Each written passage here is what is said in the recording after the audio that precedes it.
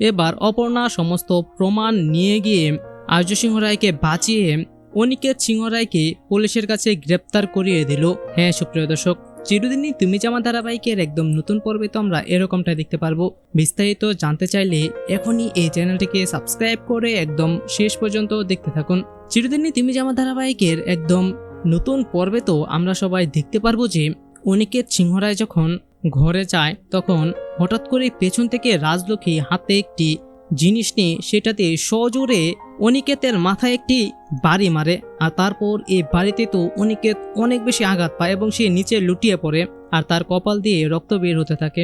আর তখন রাজলক্ষ্মী সিংহ রায় অনিকেত সিংহ রায়কে রেগে রেগে বলতে থাকে যে আমি বেঁচে থাকতে, আমার প্রাণ বেঁচে থাকতে আমি তোমাকে তোমার ছায়া আমাদের এই বাড়িতে পড়তে দিব না।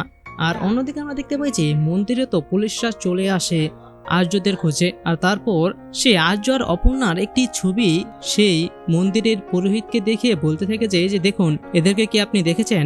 আর এই কথাটি আড়াল থেকে শুনে ফেলে অপর্ণা, আর অপর্ণা এটা দেখে তো অনেক চমকে ওঠে।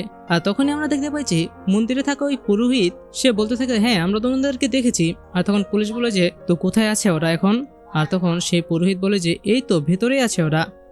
আর এই কথাটি শুনে তো তখন অপর্ণা অনেক ভয় পেয়ে যায়। আর আমরা দেখতে পারবো যে তখনই অপর্ণা মূলত আর্যকে নিয়ে সেখান থেকে পালিয়ে যাবে।